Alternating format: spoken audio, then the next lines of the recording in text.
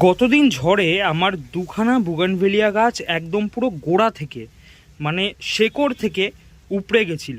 শুধু দুটো ডাল ছিল, গাছগুলো একদম ঝাপড়া ছিল, অনেক ফুল ছিল গাছটায়। এখন বলা মুশকিল কোনটা কি, তবে একটা মাহারা রেড ছিল, একটা শুভ্রা ছিল।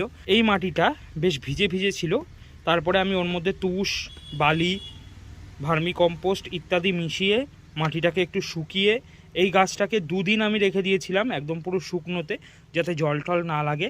তারপরে এই পটিং মিডিয়ার মধ্যে আমি দিয়েছি কাটিং এইড লাগিয়ে, এই যে কাটিং এইডটা, এই কাটিং এইড লাগিয়ে তারপরে আমি এই দুটো করেছি। আর আজকে আমি এই গাছটাকে তুলেছিলাম, হয়তো গাছটার উপর আর একটু স্ট্রেস বেড়ে গেল।